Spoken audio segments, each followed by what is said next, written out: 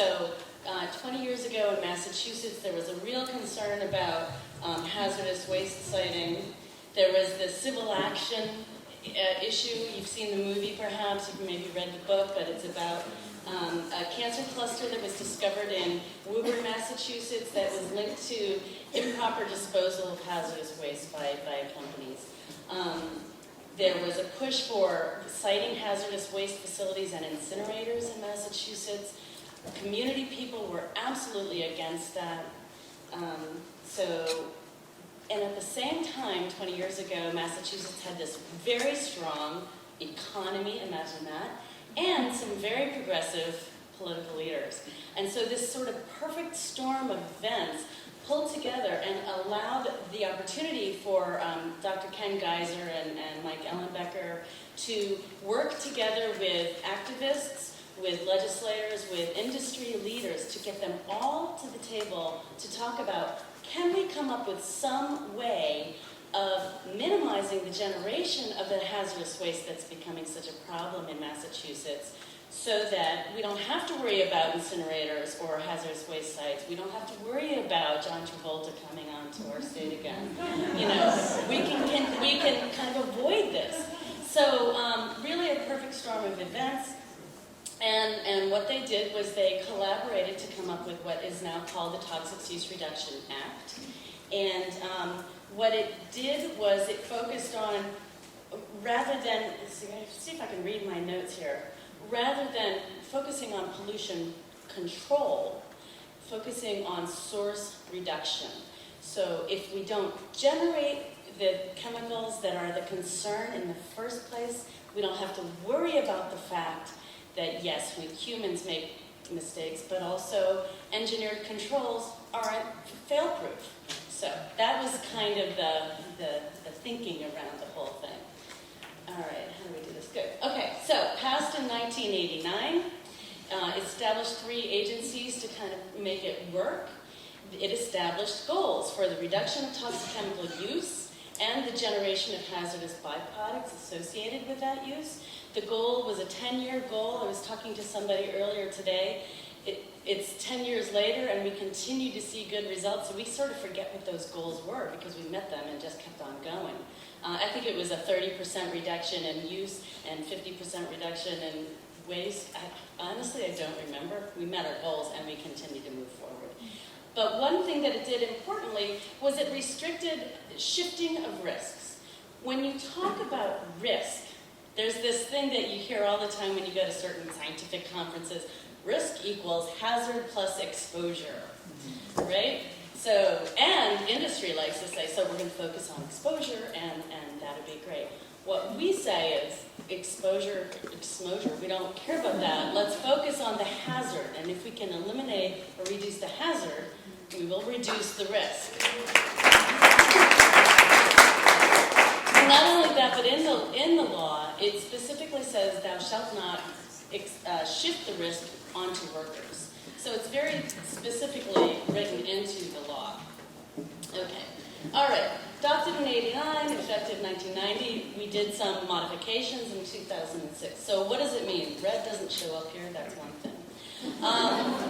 Companies, now, and Sarah was talking about thresholds. Companies in Massachusetts who have more than 10 full-time employees, a very important distinction, and who use more than the reporting threshold, which is typically 10,000 pounds per year, different from the, whatever you said, the tonnage. Anyway, so if you exceed those reporting thresholds, you have to report on your use of listed toxic chemicals, and we have a big list of toxic chemicals. An important point is that Massachusetts companies who have to report have to pay a fee. Now, again, remember that perfect storm. There is no way that this would pass today in Massachusetts. There's no way that industry would say, sure, we see the value of paying a fee that would go towards the agencies who implement the act. But they did it at the time. Absolute genius negotiation by Ken Geiser. I can't say enough about that. But they do pay a fee, and the fee is based not only on the chemicals they use. They pay a flat fee per chemical. They also pay a fee based on the number of employees in their facilities. So if you facility using toxic chemicals and you have hundreds and hundreds of employees potentially exposed to that, you're paying a higher fee. So very genius negotiation. And then finally, they have to do this planning on their use of toxic chemicals, and I'll talk about that. But the planning is the interesting part. They must do the planning. They are not required to implement. And that was really key to getting industry to sign off on it. And Sarah mentioned that, and it has been important and it has been effective. I mentioned in 2006 we had amendments. The amendments were because almost 20 years later, the companies who had been at it for this long felt like they were hitting a ceiling with what they were able to achieve, and they wanted to get some sort of ability to be recognized for continuing to do good work. So we said, okay, great. We'll allow you to, every other planning cycle, do what we call resource conservation, focusing on water and energy usage. Really makes a lot of sense for them. But then you have to go back to TUR planning every other year, every other cycle. And we also said, if you have an existing environmental management system that is audited and monitored and effective, and you incorporate toxic use reduction into it in a way that we think is important, then you can use that instead of TUR planning. And we were very careful to make sure that the way we allowed that to happen was very specific, so it doesn't let them off of TUR planning. But what I wanted to point out was this higher and lower hazard substance designation opportunity. We have been able to designate several chemicals as higher hazard substances, which means that they now have an even lower reporting threshold. So any PBT is a higher hazard substance. And we have additional ones that we've been able to promulgate: hexavalent chromium, TCE, perchloroethylene, formaldehyde just got put on the list, cadmium, etc. So they now have an even lower reporting threshold. So for instance, lead is one of them. Many companies were getting out of lead, and then all of a sudden the reporting threshold went down to 100 pounds per year, 100 pounds per year. They were back in. It's okay, because they continue to do TUR as a result. These are the agencies. I'm from TUR, so I'll talk a little bit about what we do, but we also have this on-site confidential business assistance program that's very important. And then we have the enforcement. The enforcement and the OTA both have had their budgets slashed, and that's, I think, a problem, but it is what it is. So how does this work? Well, it's still effective, all right? So this is the second half of the program, and we're still, from 2000 to 2009, remember this has been in effect since 1990. These are the core companies, the ones who have been at it the whole time. Even 10 years into it, they still saw 21% reduction in their use. They saw 38% reduction in their generation of byproducts. They continue to find opportunities. So how are they doing it? We did a survey back in 2008, 2009, and asked them what is it that you're doing? Actually, this is based on a 2010 review of their plans themselves. And what do?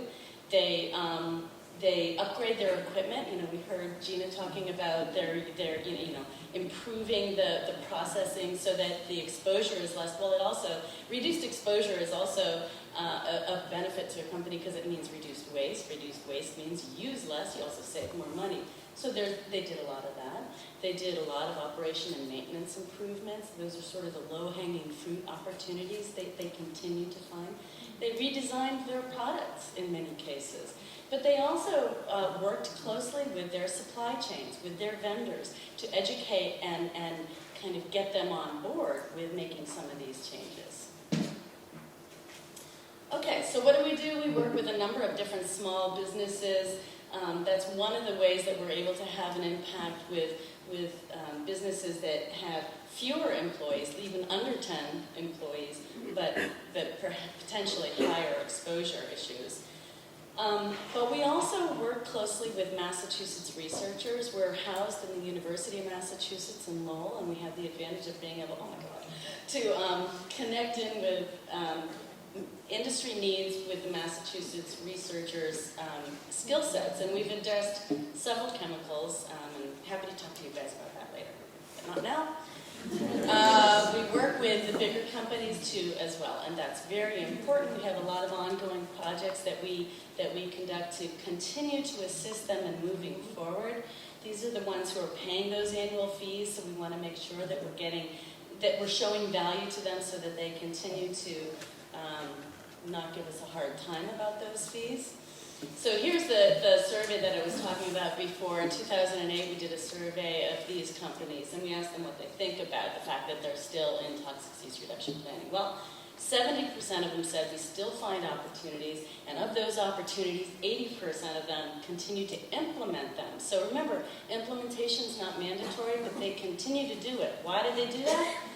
Cost savings. And why else? It's an improved and occupational environment. So they see these advantages coming, and it's often a no-brainer. Sometimes it's not a no-brainer, and so you need to get people involved to help them to see why it's of value, but they're seeing the value, is my point. So I have a number of company examples that I could tell you about, but I'm not going to. What I'm going to do instead is I'm going to focus on a specific example.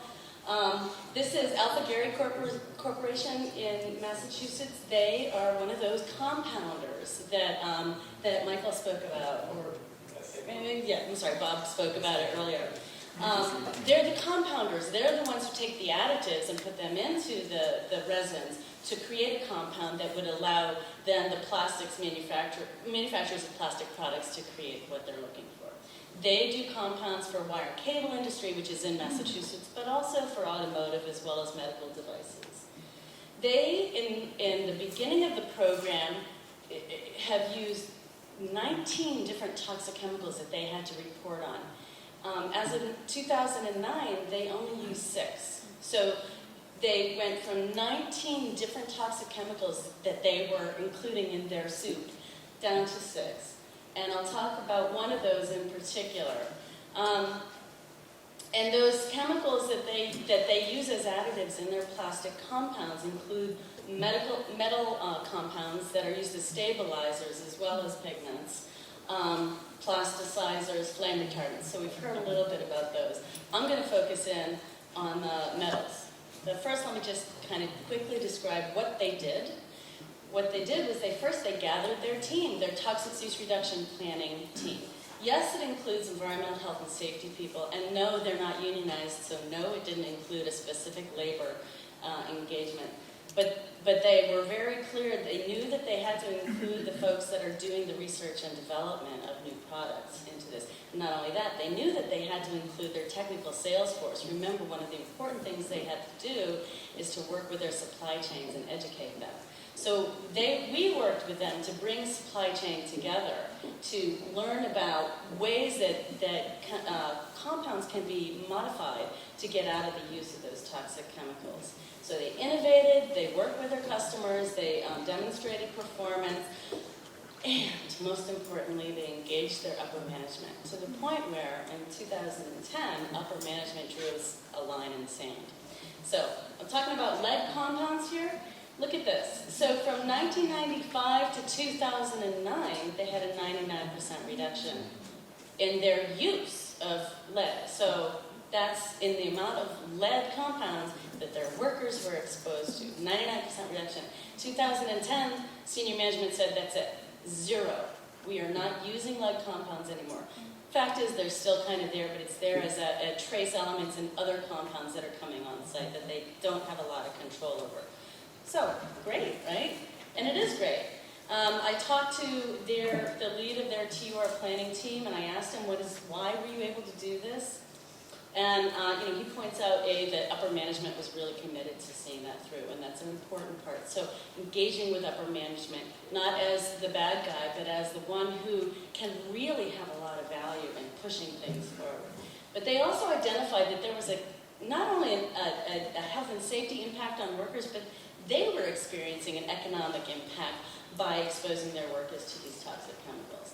They paid attention to their customers. They found a lot of value in having the planners, these certified planners, come on site and help them to make sure that they're doing the best that they can. And they engaged their sales force and their R&D staff to make sure that what they were coming up with made sense for them. So toxic cease reduction works. all right? And we have a lot of data to show that it continues to work. What we think are important points is that, you know, upper management, that companies innovate.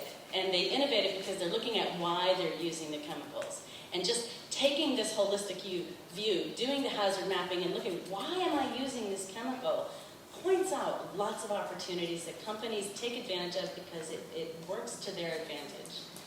Having trained professionals work with them on the planning process keeps it real, keeps it moving forward.